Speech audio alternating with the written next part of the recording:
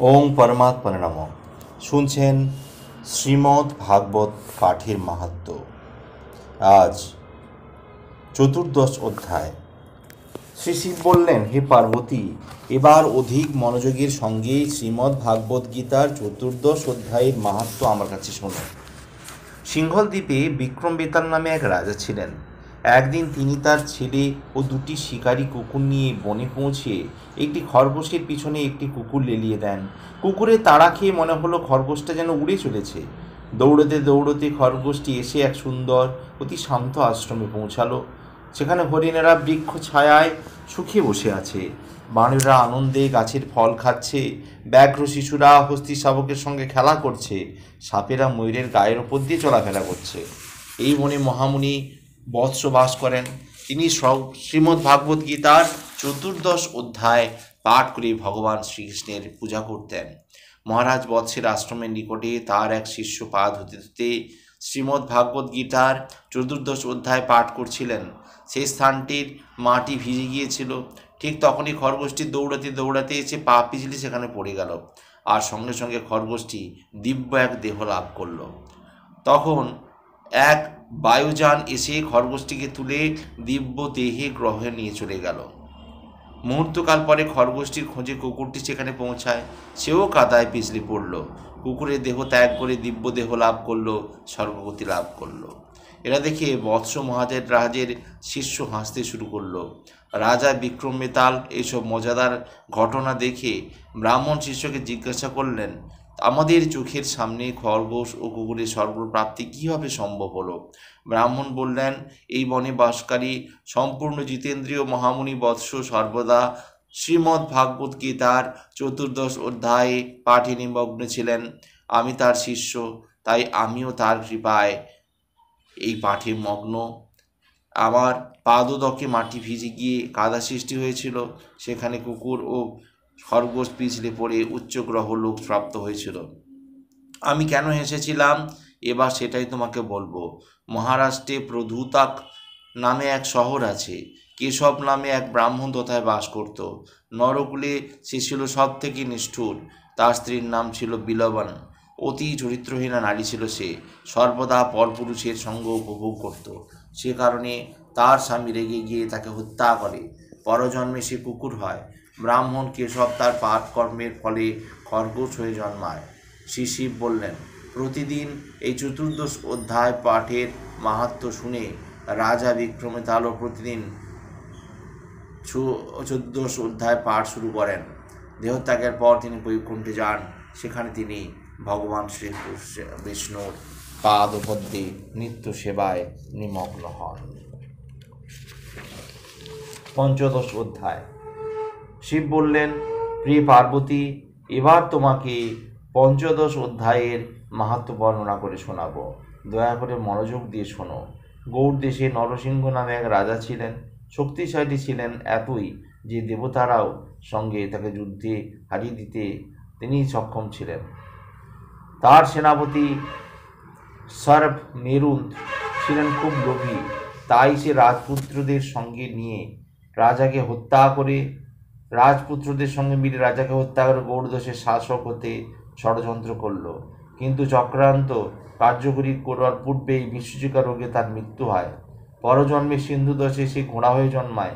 ঘোড়াটি ছিল সুন্দর, দ্রুতগামী। প্রতিযোগিতায় পুরস্কার প্রাপ্তির সকল গুণাবলী ঘোড়াটির মধ্যে ছিল। একদিন গৌড়দেশের এক ধনী ব্যক্তির ছেলে ঘোড়াটিকে দেখে কিনতে মনস্থ করল। সেটিকে গৌড়দেশের রাজার কাছে উচ্চ মূল্যে বিক্রি করে দেওয়াই তার উদ্দেশ্য ছিল। তাই সে কিনে গৌড়দেশের রাজধানীর উদ্দেশ্যে বেরিয়ে পড়ল। নগরে পৌঁছে সোজা সে রাজপ্রাসাদে ঢুকে গেল। তার আগমন বার্তা রাজাকে জানাতে সে প্রহরীদের অনুরোধ করল। রাজার কাছে নিয়ে গেলে রাজা তাকে জিজ্ঞাসা করল, কি জন্য তুমি এখানে এসেছো? ব্যবসায়ী লোকটি উত্তর করল, সিন্ধু দেশে আমি খুবই উচ্চ গুণমান বিশিষ্ট একটি ঘোড়ার সন্ধান পেয়েছি। সারা বিশ্বে এ সমস্ত ঘোড়া দেখা যায় না। উচ্চ মূল্যে এটাকে আমি কিনেছি। রাজা আদেশ করলেন, এক্ষুনি ঘোড়াটাকে নিয়ে এসো। ঘোড়াটিকে রাজার কাছে আনা হলো। সেটির উন্নত মানের গুণাবলী দেখে তিনি খুবই খুশি হলেন। ঘোড়াটিকে পরীক্ষা করবার জন্য ব্যবসায়ীর প্রণীত মূল্যে দ্বিগুণ মুদ্রা দিয়ে রাজা সেটিকে কিনলেন। কিছুদিন পর রাজা শিকারে যেতে মনস্থ করলেন। সেই ঘোড়ায় চড়ে বনে গিয়ে একটি হরিণ দেখতে পেলেন। সঙ্গে সঙ্গে সেটার পশ্চাৎ ধাবন করলেন। যেদিকেই হরিণটি যায় সেদিকেই ঘোড়া ছোটান। কিছুক্ষণ পরে দেখা গেল রাজার লোকজনেরা বহু পিছনে পড়ে গেছে। অনেকক্ষণ হরিণের পিছনে ছুটে ক্লান্ত ও তৃষ্ণার্ত রাজা বিশ্রামের জন্য ঘোড়াটিকে গাছের ডালে বেঁধে একটা বড় পাথরের উপর বসলেন। কিছুক্ষণ পরে রাজা দেখলেন কিছু লেখা এক টুকরো পশু চর্ম হাওয়ায় উড়িয়েছে, তার পাশেই পাথরের উপর পড়ল। সেই চামড়ার উপর ভাগবত গীতার পঞ্চদশ অধ্যায়ের একটি শ্লোকের অর্ধাংশ লেখা ছিল। রাজা সেটা জোরে জোরে পড়তে আরম্ভ করলেন। তার মুখ থেকে প্রথম শব্দটি নির্গত হওয়া মাত্রই ঘোড়াটি মাটিতে পড়ে গিয়ে দেহত্যাগ করল। দিব্য চতুর্ভুজ মূর্তি লাভ করে পুষ্পরথে দিব্য বৈকুণ্ঠ ধামে চলে গেল। নিকটেই রাজা ফুলের বৃক্ষে ঘেরা এক সুন্দর আশ্রম দেখতে পেলেন। আরও দেখলেন সম্পূর্ণ বিজিতেন্দ্রীয় এক ব্রাহ্মণ সেই আশ্রমে বসে আছেন। সেখানে গিয়ে রাজা সেই ব্রাহ্মণকে শ্রদ্ধা জ্ঞাপন করলেন, করজোড়ে জিজ্ঞাসা করলেন, আমার অশ্বের বৈকুণ্ঠ প্রাপ্তি কী করে হলো? বিষ্ণু শর্মা নামে ব্রাহ্মণটি বললেন, হে রাজা, এই ঘোড়াটি পূর্বে আপনার সৈন্যদলের সেনাপতি ছিল, নাম ছিল সর্ব মেরুন। আপনাকে সিংহাসনচ্যুত করতে রাজপুত্রের সঙ্গে সে ষড়যন্ত্র করেছিল, কিন্তু তার আগে সে কলেরায় মারা যায়। তারপরই সে এই ঘোড়া হয়ে জন্মায়। দৈবক্রমে পঞ্চদশ অধ্যায় কিছু শব্দ শুনতে পায়, বৈকুণ্ঠ প্রাপ্তি হয় এতে তার। ব্রাহ্মণকে শ্রদ্ধা নিবেদন করে রাজা রাজধানীতে ফিরে এলেন। সেই চর্মপত্রে লেখা অংশটি বারবার পাঠ করলেন। অল্পকাল পরে তার পুত্রকে গৌড়দশের সিংহাসনে বসিয়ে বনগমন করলেন। সেখানে নিয়মিতভাবে শ্রীমদ্ ভাগবত গীতার পঞ্চদশ অধ্যায় পাঠ করতেন। শীঘ্রই ভগবান বিষ্ণুর পাদপদ্ম লাভ করলেন। সপ্তদশ অধ্যায়। দেবাদিদেব শিব বললেন, প্রিয় পার্বতী, শ্রীমদ্ ভাগবত গীতার ষোড়শ অধ্যায়ের অনন্ত মাহাত্ম্য শুনলে। এবার সপ্তদশ অধ্যায়ের অমৃততুল্য মাহাত্ম্য বর্ণনা করি। রাজা খড়গবাহুর পুত্র দুঃশাসন নামে এক সৎ অতি মূর্খ বৃদ্ধ ছিল। দুঃশাসন প্রতিদিন রাজা খড়গবাহুর পোষা হাতির পিঠে চড়তে পারবে বলে রাজকুমারদের সঙ্গে বাজি ধরল। লাফিয়ে হাতির পিঠে চড়ে কয়েক পা যাওয়ার পর সমবেত জনতা তাকে সেই ভয়ঙ্কর হাতিতে না চড়তে অনুরোধ করল। কিন্তু মূর্খ দুঃশাসন হাতিটিকে অঙ্কুশে ছোঁচা মারতে আরম্ভ করল, আর সেই সঙ্গে রূঢ় বাক্য দ্বারা তাকে উত্তেজিত করে তুলল। হঠাৎই হাতিটি প্রচণ্ড রেগে গিয়ে উন্মত্তের ন্যায় এদিক এদিক দৌড়াতে লাগলো। হাতির পিঠ আঁকড়ে ধরতে না পেরে দুঃশাসন মাটিতে পড়ে গেল। হাতিটি তাকে পদবিষ্ট করে মেরে ফেলল। তারপর হাতি হয়ে সিম্বল দ্বীপের রাজপ্রাসাদে সে দিন কাটাতে লাগলো। সিম্বল দ্বীপের রাজা খড়গবাহুর খুবই অন্তরঙ্গ বন্ধু ছিলেন। একদিন সিম্বল দ্বীপের রাজা তার বন্ধু রাজা খড়গবাহুকে হাতিটি বধূগণ হিসেবে পাঠালেন। তিনিও পালাক্রমে হাতিটিকে এক কবির কবিতা শুনে তুষ্ট হয়ে তাকে দিলেন। তারপর সেই কবি 100 স্বর্ণ মুদ্রার বিনিময়ে মল্লের রাজাকে বিক্রি করে দিলেন। কিছুকাল পর হাতিটি চরম রোগে আক্রান্ত হলো, পান আহার ছেড়ে দিল। এটা লক্ষ্য করে মাহুত রাজাকে ব্যাপারটি জানালো। সবচেয়ে ভালো ডাক্তারদের নিয়ে হাতিটি দেখতে শুরু করলো। হাতিটি তখন রাজাকে অবাক করে দিয়ে কথা বলতে শুরু করলো। হে মহারাজ, আপনি খুবই ধার্মিক, বেদের একনিষ্ঠ অনুসারী। আপনি সর্বদাই ভগবান বিষ্ণুর শ্রীপাদ পদ্মের পূজা করেন, তাই আপনি খুবই ভালোই জানেন যে এ সময় ডাক্তার কবিরাজের কোনো ওষুধের কাজে আসে না। মৃত্যু সময়ে দান ধ্যান বা হোম যজ্ঞের কোনো কাজ হবে না। আপনি যদি যত্ন নিতে চান, আমাকে সাহায্য করতে চান, কাউকে নিয়ে আসুন যিনি প্রতিদিন ভগবদ গীতার সপ্তদশ অধ্যায় পাঠ করে আমাকে শোনাতে পারবেন। হাতির অনুরোধ ক্রমে মহান ভক্তকে নিয়ে এলেন রাজা। ভক্তটি প্রতিদিন পাঠ করতে লাগলেন। অমনি পাঠ করার সময় ভক্তটি হাতির গায়ে পবিত্র বাড়ি সিঞ্চন করলেন, আর তখনই হাতিটি দেহত্যাগ করে বিষ্ণুর ন্যায় চতুর্ভুজ লাভ করল। তাকে তখন বৈকুণ্ঠটিকে নিয়ে যাওয়ার জন্য পুষ্পরথ এসে গেল। রথে আরোহণ করার পর রাজা তার কাছ থেকে পূর্বজন্মের কথা জানতে চাইলেন। দুঃশাসন রাজাকে সব কথা বলে বৈকুণ্ঠে চলে গেল। তারপর থেকে নরশ্রেষ্ঠ মল্লপতি প্রতিদিন নিয়মিত ভগবদ গীতার সপ্তদশ অধ্যায় পাঠ করলেন। অল্পকাল পরে তিনিও ভগবান শ্রীকৃষ্ণের পাদপদ্ম লাভ করলেন। অষ্টাদশ অধ্যায়। পার্বতী বললেন, হে স্বামীন, শ্রীমদ্ ভাগবত গীতার অষ্টাদশ অধ্যায়ের সপ্তদশ অধ্যায়ের মাহাত্ম্য বর্ণনা করেছেন। কৃপা করে অষ্টাদশ অধ্যায়ের মাহাত্ম্য বর্ণনা করুন। দেবাদিদেব মহাদেব বললেন, সেই হিমালয় ছুতে পার্বতী, তবে এখন শ্রীমদ্ ভাগবত গীতার অষ্টাদশ অধ্যায়ের মাহাত্ম্য বর্ণনা করব। এটা বেদের চেয়েও মহত্তর, অপার আনন্দদায়ী। এই অধ্যায়ের মাহাত্ম্য কারো শ্রবণে প্রবেশ করা মাত্রই তার সকল জাগতিক কামনা বাসনা দূর হয়। বিশুদ্ধ ভক্তদের কাছে এটা দিব্য অমৃত, ভগবান বিষ্ণুর জীবনস্বরূপ এবং দেবরাজ ইন্দ্রের দেবতাদের সনক ও সনন্দ পরিচালিত মহাযোগীদের মনে সান্ত্বনা স্বরূপ। একবার কেউ এই অধ্যায় পাঠ করলে যমদূত দূরে যায়। অন্য কিছুর পাঠে এত শীঘ্র দুঃখ যন্ত্রণার হাত থেকে মুক্তি পাওয়া যায় না। এখন খুব ভক্তি সহকারে গীতার অষ্টাদশ অধ্যায় শ্রবণ করো।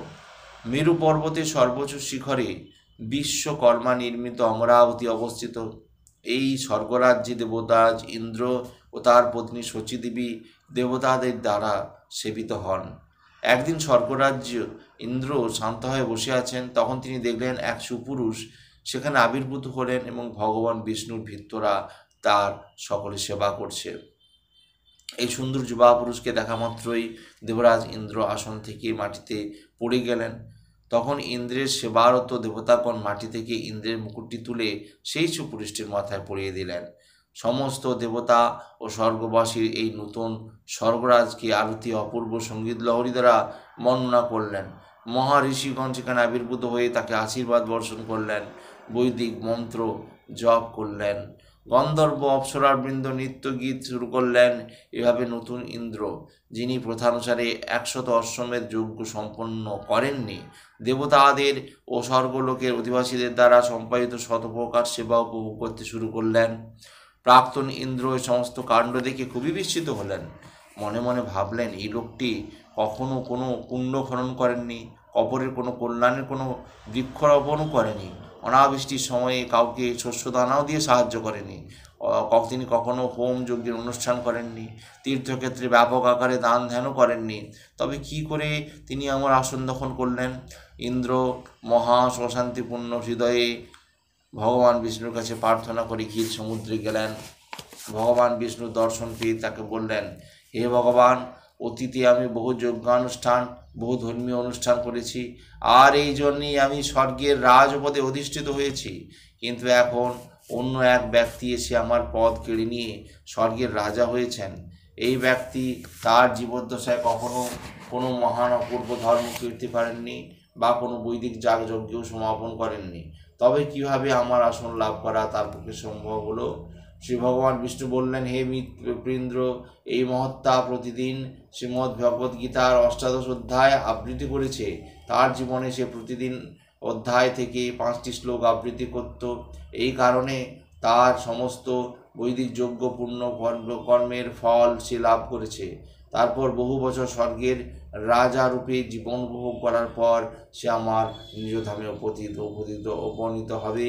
তা এখন তুমি সেরকমভাবে এই অষ্টাদশ অধ্যায় আবৃত্তি করতে থাকো, তুমিও আমার পরম ধাম লাভ করবে। ভগবান বিষ্ণুর কথার মতো ইন্দ্র এক ব্রাহ্মণের রূপ ধারণ করে গোদাবরী নদী তীরে পবিত্র কালগ্রণী নগর দেখতে গেলেন। পরম পুরুষ ভগবান সেখানে কালেশ্বর রূপে বিরাজ করছেন। এই শহরের সন্নিকটে গোদাবরী নদীর তীরে পবিত্র ব্রাহ্মণ বসেছিলেন এক। তিনি অতি কৃপালু ছিলেন। বৈদিক সাহিত্যের গোপন তত্ত্ব চরম লক্ষ্য তার অধিগত ছিল। প্রতিদিন তিনি সেই স্থানে বসে অষ্টাদশ অধ্যায়ের শ্লোকাবলী পাঠ করতেন। দেবরাজ ইন্দ্র তাকে খুবই সুখী হতে দেখে তৎক্ষণাৎ তার চরণপদ্মে পতিত হয়ে অষ্টাদশ অধ্যায় শেখাতে অনুরোধ করলেন। তারপর ভগবান ইন্দ্র কিছুকাল অধ্যায়ের পাঠ অনুসরণ করলেন। পরিশেষে বিষ্ণুলোকে সর্বোচ্চ স্থান প্রাপ্ত হলেন। সেই স্থান প্রাপ্তির পর উপলব্ধি করলেন যে স্বর্গরাজ ইন্দ্র হিসাবে দেব ও দেবী সমবিভারে তিনি আনন্দ উপভোগ করছেন। বিষ্ণুলোকের আনন্দের সঙ্গে সঙ্গে তার কোনো তুলনাই হয় না। হে পার্বতী, এই কারণে মহামুনিগণ শ্রীমদ্ ভাগবত গীতা বিশেষ করে অষ্টাদশ অধ্যায়টি পাঠ করেন। তার ফলে অতি শীঘ্রই ভগবান বিষ্ণুর শ্রীপাদপদ্ম লাভ করেন। যদি কেউ গীতা মাহাত্ম্য শুনে বা পাঠ করে, তার সঞ্চিত সকল পাপ নাশ হয়। এটি বিশ্বাসের সঙ্গে যে ব্যক্তি ভক্তি মাহাত্ম্যের আলোচনা স্মরণ করে, তার সকল প্রকার ধর্মকর্ম যাগযজ্ঞের ফল লাভ হয়। পার্থিব ধন সম্পদ উপভোগের পর সে বিষ্ণুলোক প্রাপ্ত হয়। দেবাদিদেব শিব কর্তৃক শ্রীমদ্ ভাগবত গীতার মহিমা কীর্তন সমাপ্ত। আজ এই পর্যন্তই। আগামীকাল শুনবেন আন্তর্জাতিক কৃষ্ণ ভাবামৃত সংঘের প্রতিষ্ঠাতা আচার্য কৃষ্ণ কৃপামূর্তি শিল অভয়চরণাবিন্দ ভক্তিবেদান্ত স্বামী বহুপাদ রচিত শ্রীমদ্ ভগবদ গীতা যথাযথ গ্রন্থের মূল সংস্কৃত শ্লোক ও অনুবাদ। ভালো লাগলে চ্যানেলটি অবশ্যই সাবস্ক্রাইব করবেন ও পাশে থাকা বেল আইকন অবশ্যই ক্লিক করবেন। আগামী পর্বে গীতা পাঠ শুনতে পাবেন। ভালো লাগলে অবশ্যই চ্যানেলটি সাবস্ক্রাইব করবেন ও পাশে থাকা বেল আইকন অবশ্যই ক্লিক করবেন। ধন্যবাদ।